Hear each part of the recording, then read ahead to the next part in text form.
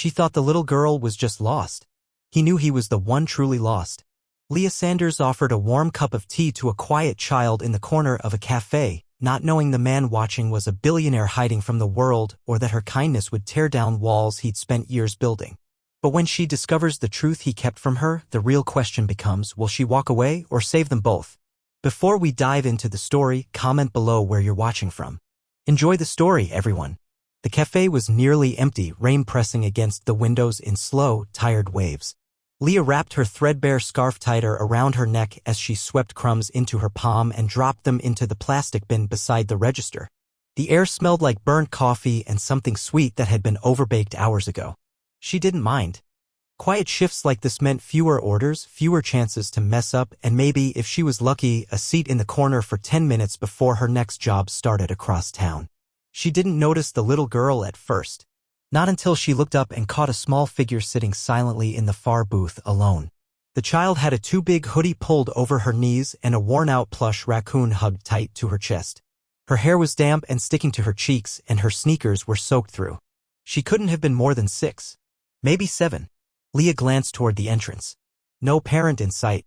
She hesitated for only a moment before walking over. "Hey, sweetheart," she said softly, crouching beside the table. "Are you waiting for someone?" The little girl blinked at her but didn't speak. Her eyes were a pale gray-blue, wide and unreadable, her expression too composed for someone that young. Leah felt a strange tug in her chest. "Okay," she said gently, "you don't have to talk. But are you cold?" A small nod.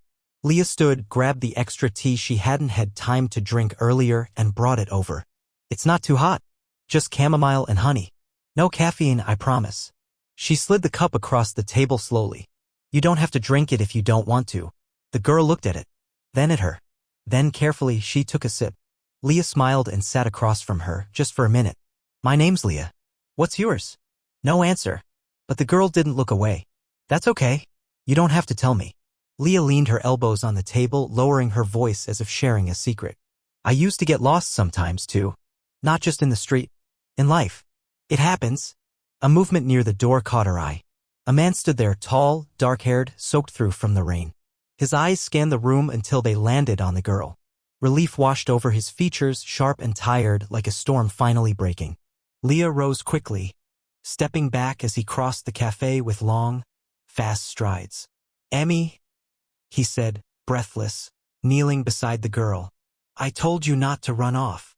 She didn't answer, but she held up the tea like it was a peace offering. The man glanced at Leah. Did you find her here alone?" "She was sitting in the corner," Leah said calmly. "I didn't see who she came in with." He exhaled hard. "I turned around for a second. She does this sometimes." Leah nodded, something unreadable passing between them. Not anger, not even embarrassment. Just the raw exhaustion of someone who was always on edge, always trying to keep it together. "I hope it was okay I gave her tea," she added. He looked at the cup in his daughter's hands, then at Leah again. "It was more than okay. Thank you." He reached into his coat, pulled out a wallet. Leah held up a hand. "No, really. It was just tea. I insist." "I don't want your money," she said, not unkindly. She looked scared. "That's all." The man stared at her for a moment, long enough that Leah grew self-conscious and stepped back toward the counter. "Come on, Emmy," he said finally, picking up the child. She curled into his shoulder without a word, holding the raccoon between them. As he turned to leave, he paused. "My name's Oliver," he said. Leah offered a small smile. "Nice to meet you, Oliver." He nodded once. "Maybe we'll be back." And then they were gone. Leah exhaled and dropped into the booth they'd left behind. The tea sat half-finished, still warm. She didn't know why her heart was still pounding. Across the street, Oliver Keller sat in his parked black SUV, one hand on the wheel, the other wrapped around his daughter's leg. She had fallen asleep against his chest, still clutching the raccoon and smelling faintly of honey tea. He couldn't stop thinking about the girl in the cafe. Not because she was beautiful, though she was, in a tired, quiet way, but because she hadn't looked at him like the world always did. Not with curiosity. Not with recognition. Not even pity. Just concern. And the way she spoke to Emmy, as if she knew something about being small and scared, had cut through the static in his mind in a way no therapist, no nanny, no well-meaning assistant ever had. He hadn't meant for Emmy to slip away. He'd only looked down at his phone for a second. But she'd wandered through the rain, straight into the arms of someone who didn't ask questions, didn't panic, didn't flinch. He remembered the girl's voice. I used to get lost sometimes, too. He'd heard a lot of things in his life. But that felt like truth. 2 days passed before he returned. Leah had almost convinced herself it had been a strange, rainy dream, the little girl with storm-colored eyes, the father with a gaze too tired for someone so young. She told herself not to overthink it, not to wait for anything. Men like that didn't come back. Life had taught her to expect departures, not returns. So when the bell over the cafe door chimed and she looked up to see Oliver Keller, dry this time, in a clean navy sweater and jeans that still looked expensive even when casual, her heart stuttered. He stood just inside, scanning the room, then locked eyes with her.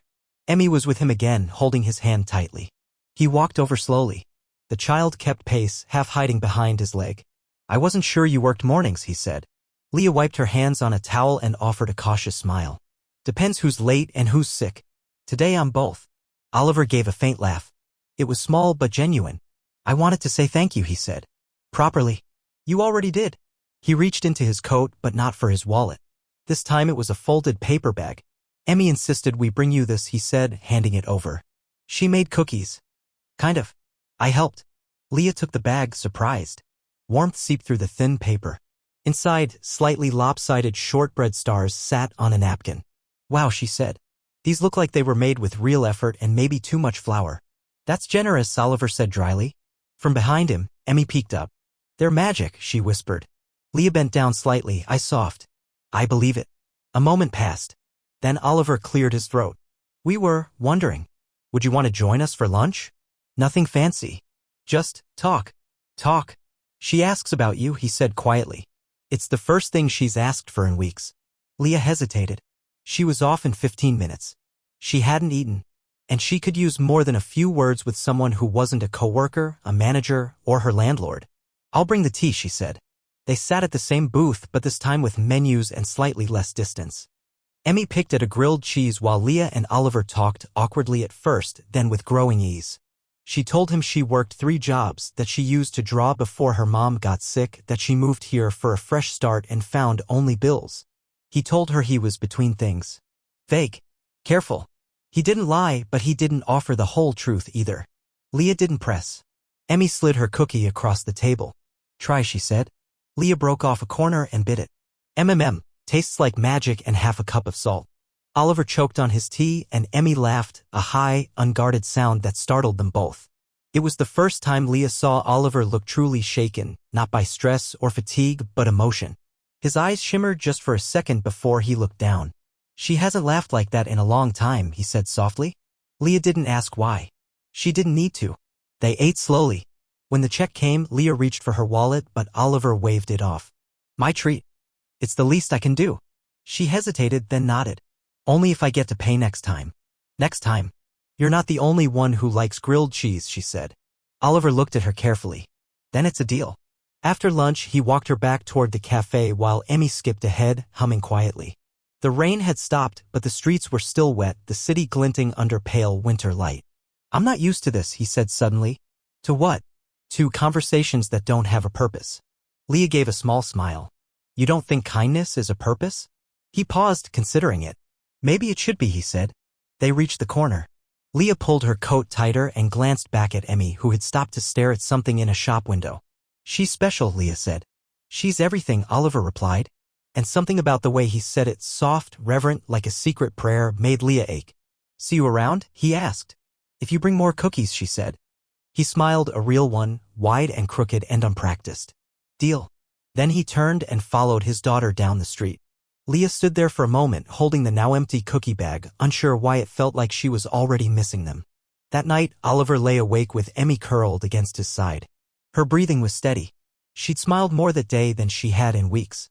And not because of a new toy or a therapist's trick. Because of Leah. He should have told her. About who he really was. About the company. The scandals. The headlines. But the thought of seeing that flicker of recognition in her eyes, the shift, the calculation, made his stomach twist. He wasn't ready to be that man again. Not to her. He didn't know what this was. Or where it was going. But for the first time in a very long time, he hoped. The following week, he came back 3 times.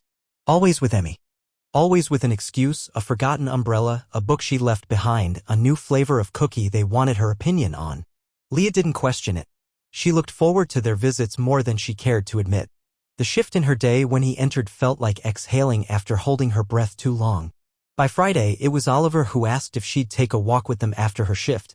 They strolled through the nearby park, Emmy chasing pigeons in her rain boots, her raccoon plush tucked under her arm like a mission-critical companion. Leah and Oliver walked behind her, side by side, just close enough that their arms brushed when she reached for a falling leaf and he tried not to smile at her commentary on the squirrels. Leah noticed the glances he stole. The pauses in his words when their eyes met too long.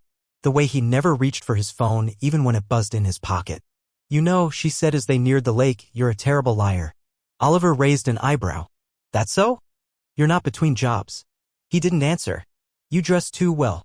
Your shoes cost more than my rent. And Emmy's jacket is from a boutique I once delivered to as a courier." Still, he said nothing. She stopped walking. "But I haven't Googled you." He turned toward her slowly. "Why not?" "Because I'm afraid I'll find someone I don't recognize," she admitted. "And I like the person I've been getting to know." He studied her, the corner of his mouth twitching, not in amusement, but something more fragile. "I don't want to ruin that," he said. "You won't," she replied. "But if you wait too long, the truth will." She didn't press him further. He didn't offer more. But the next day, he showed up with coffee, a sketchbook, and Emmy, who ran into Leah's arms as if they'd been apart for years instead of hours. "I brought something," Oliver said, handing her the sketchbook. "What's this?" "You said you used to draw." Leah opened the book, fingers brushing the smooth pages. They were blank. "I thought maybe you'd start again," he said. The gesture hit harder than she expected. No one had given her something without expecting it back in years. No transaction, no string attached. Just belief. "I don't know if I can," she whispered. "Then try." She looked up, her voice catching. "You don't know what it's like to have a dream that doesn't feed you." Oliver's face darkened. "Actually, I do." He didn't explain. And she didn't ask. That night, after Leah's third job ended, she sat on the floor of her small room with a cup of instant soup and the sketchbook open in her lap. She held the pencil for a long time before moving her hand. The lines were shaky at first, then steadier. And before she knew it, Emmy's raccoon was staring back at her from the page. The next day, when she handed the sketch to Emmy, the child gasped and hugged her without a word. Oliver watched them from across the cafe. He didn't say anything. But later, when Leah went to wipe down the tables, she found a note tucked under her tip jar. "You bring her to life. And maybe me too." No name. Just a folded corner and a coffee stain. That weekend, he invited her to the museum. Said Emmy loved dinosaurs. Said they could use some help getting through the gift shop without buying 6 stuffed T-Rexes. Leah almost said no. She didn't own the right clothes. Didn't fit the part. She imagined the looks, the assumptions. But when she opened her closet and saw the little drawing Emmy had taped to it, the raccoon she'd sketched, now with a crown and a speech bubble saying, "Thank you," she folded. They met at the steps of the museum on Sunday afternoon. Leah had worn her nicest jeans and a navy coat she borrowed from her neighbor. Her hair was pinned back, her hands tucked into her sleeves. She felt like she was faking something, pretending she belonged. Then Emmy ran up and took her hand like it was the most natural thing in the world. Oliver followed a step behind, smiling like he'd seen something fall into place. "You look beautiful," he said, quiet enough that only she heard. She didn't answer. But she didn't let go of Emmy's hand either. Inside, the museum was warm and bright and full of families.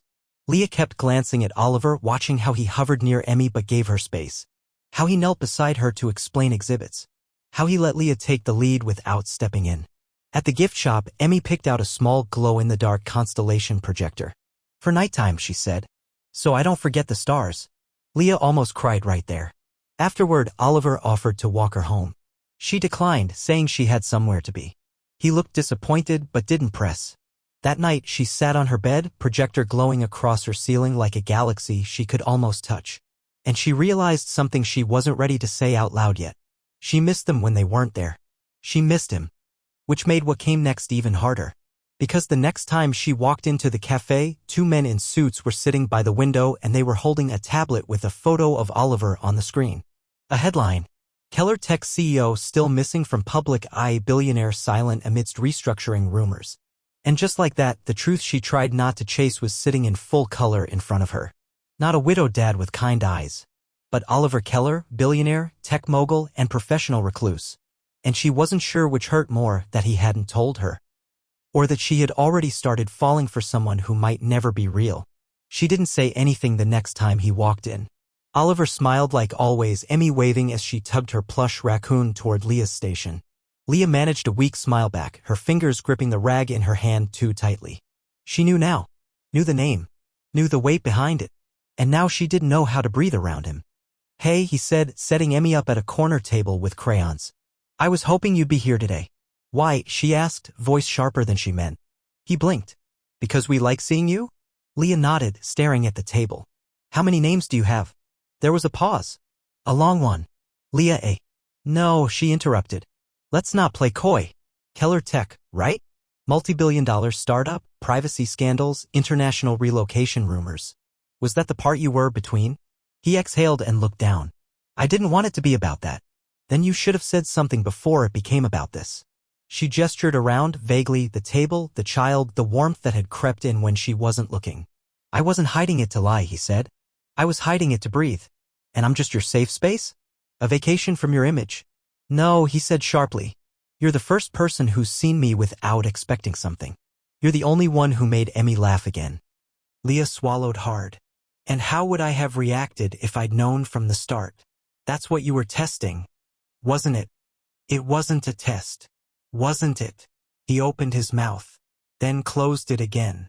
Across the room, Emmy watched with quiet eyes, her raccoon clutched to her chest. Leah turned away. "I need to work." "Leah, please." "You should go."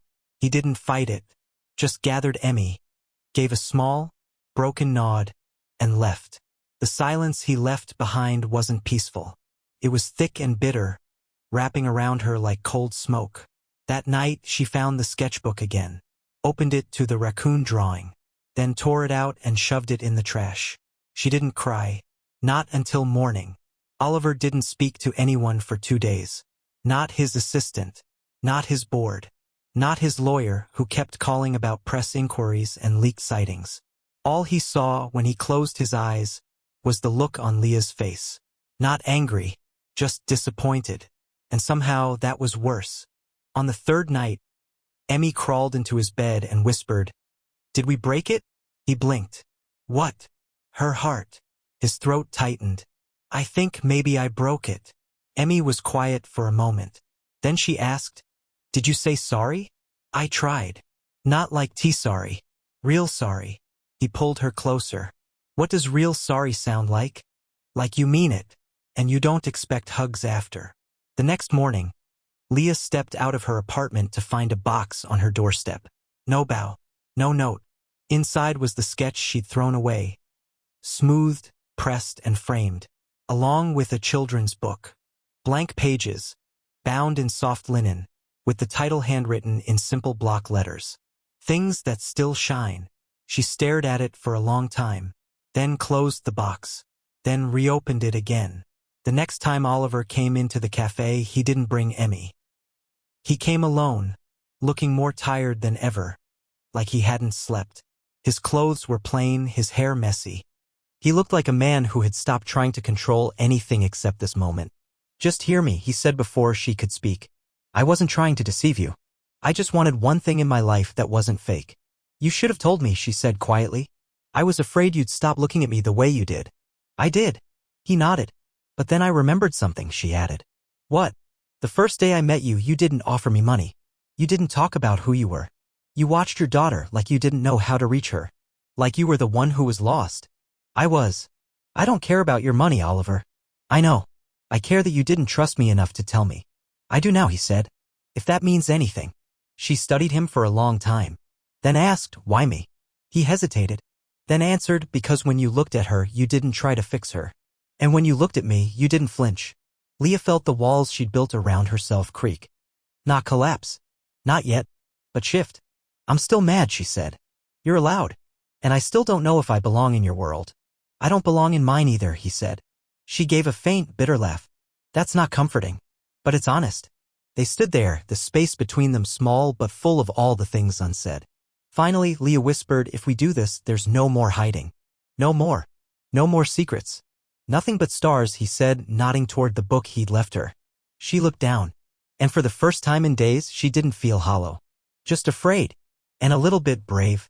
They didn't become a couple overnight. Leah didn't move into his world in a dress and heels with photographers waiting.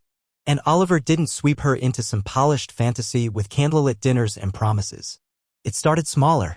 He brought Emmy to the library where Leah picked up extra weekend shifts. Not to test her, but because Emmy asked. Leah started drawing again, one page at a time on napkins and notebook backs. She let Oliver see, sometimes. He didn't compliment the art. He asked about the characters, the stories, the way her hand moved when she drew joy or fear. And slowly she led him closer. They went on walks where no one said much.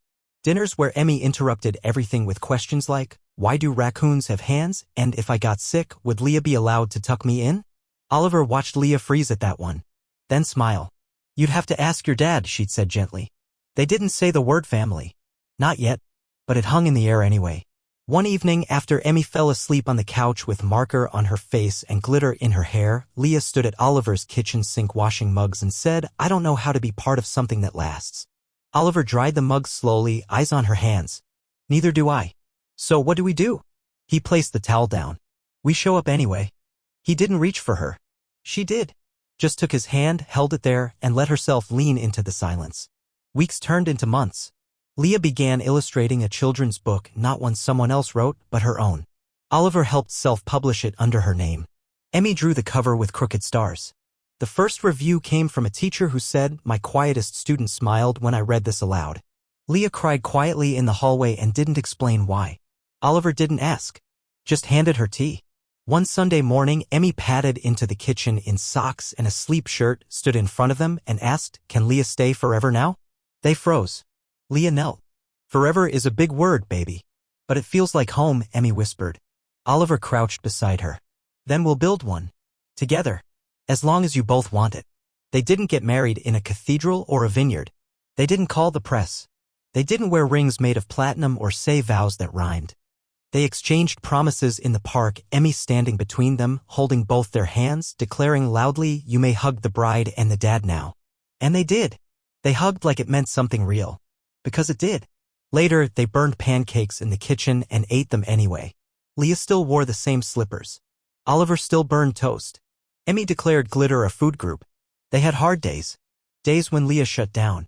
When Oliver spiraled into silence. When Emmy cried and no one knew why. But they stayed. They always came back. Because somewhere between a warm cup of tea and a lie told out of fear, they had found something no money could buy and no secret could destroy. They had found the truth. That even broken people can build something beautiful if they're brave enough to begin. And they began. Not with promises. But with presence. Not with perfection. But with love.